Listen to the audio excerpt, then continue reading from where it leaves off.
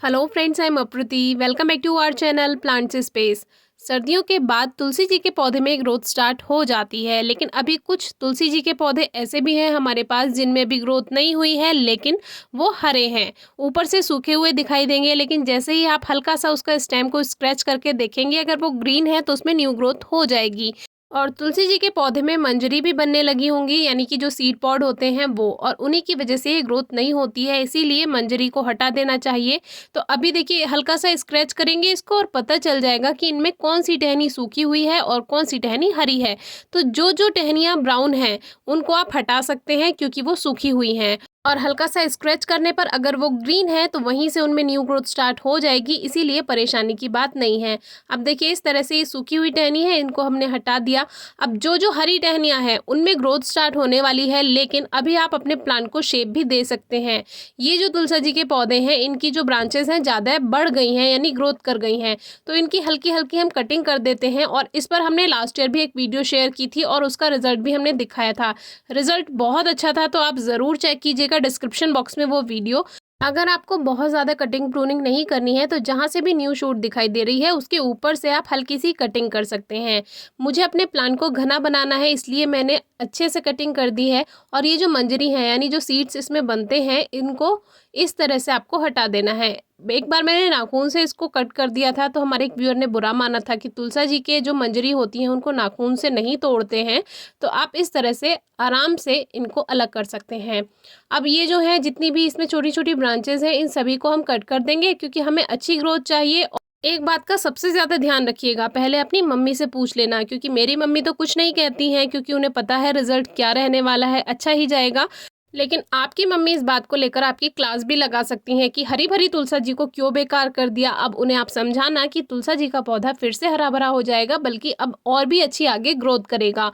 हर plant की cutting pruning करना सही समय पे ज़रूरी होता है। पहले मुझे लगा कि शायद मैं लेट हो गई हूँ, ग्रोथ होने लगी है, लेकिन ये वो तुलसा जी हैं जिनको हमने सर्दियों से बचा कर रखा था, इसीलिए इनमें जल्दी ग्रोथ हुई है। और इनकी पुरानी पत्तियां अभी पौधे पे बनी हुई थी, बाकी जो खुले में बाहर रखी हुई थी उन पे अभी ग्रोथ स्टार्ट नहीं हुई है। तो आपकी तुलसी जी में भी शायद अभी ग्रोथ ना हुई हो, तो आप इस तरह से प्लांट को ठीक कर सकते हैं। अब खाद देना भी ज़रूरी होता है।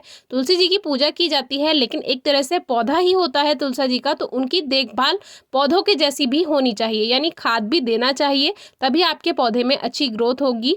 लेकिन दूसरे पौधों से अलग तुलसी जी के पौधे में एक बात का ध्यान रखिए, गंदगी बिल्कुल आसपास ना हो, साफ सफाई का ध्यान रखें, ये सबसे ज़रूरी है तुलसी जी के पौधे के लिए। तो अब हमने सॉइल को लूज कर लिया है, रूट्स को बहुत ज़्यादा डिस्टर्ब नहीं करेंगे। अब मिट्टी में खाद मिलाकर इनको दोबारा से लगा देंगे। खाद के लिए आप वर्मी कंपोस्ट, काऊ डंग यानी गोबर की खाद कुछ भी ले सकते हैं, लेकिन कोशिश कीजिए तुलसी जी के पौधे में देसी खाद का ही आप प्रयोग करें, केमिकल फर्टिलाइजर बिल्कुल यूज़ ना करें। हम यहाँ पर काऊ डंग यानी गोबर की खाद लेने वाले हैं। तो ये मिट्टी आप देख सकते हैं कितनी ज़्यादा भुरभुरी थी, यानी कि एक तरह से हार्ड और चिपकू सॉइल बिल्कुल नहीं है, एक तरह से ये वेल ड्रेन्ड सॉइल है। और इस तरह की जो मिट्टी होती है वो सॉगी नहीं होती है अगर मिट्टी में ज़्यादा पानी हो भी जाता है तो अब हमने इसमें जो ये काऊ डंग यानी गोबर की खाद था ये मिक्स कर दिया। आप आधी मिट्टी आधा खाद भी रख सकते हैं, या जैसे लेयर्स की तरह हमने बताया है उस तरह से भी आप मिट्टी बना सकते हैं। पॉट हमने सेम लिया है। अब इसमें हम ये मिक्सचर भरेंगे और तुलसी जी की जो एक्स्ट्रा रूट्स हैं नीचे की तरफ से जो बेकार सी हैं थोड़ी, उनको हम हल्का हल्का ट्रिम कर देंगे। मेन रूट बॉल को डिस्टर्ब नहीं किया है, मेन रूट बॉल बिल्कुल सेफ है। अब बीच में एक लेयर काऊ डंग यानी गोबर की खाद की बना देते हैं और फिर ऊपर से थोड़ी सी मिट्टी को डालकर अब इसमें थोड़ा खाद भर देंगे और थोड़ी मिट्टी भर देंगे, फिर थोड़ा खाद भर देंगे, फिर थोड़ी मिट्टी भर देंगे। इस तरह से तुलसी जी का पौधा हमने लगा दिया। आप चाहें तो अगर रूट्स की ट्रिमिंग नहीं करना चाहते और छोटे पॉट से बड़े पॉट में शिफ्ट करना चाहते हैं तो ऐसा का ऐसा पौधा निकाल कर और उसमें न्यू पॉटिंग मिक्स के साथ आप लगा दीजिए। जितना बड़ा गमला आप तुलसी जी के पौधे के लिए देंगे उतनी ही अच्छी ग्रोथ प्लांट में होगी। और हमारे एक व्यूअर ने पूछा है कि तुलसी जी का जो ट्री जैसा शेप होता है वो कैसे बनता है।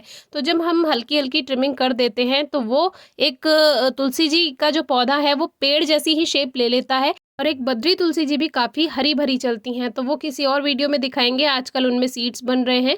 तो अब पौधा लगाने के बाद इसमें वाटरिंग कर देंगे अच्छे से।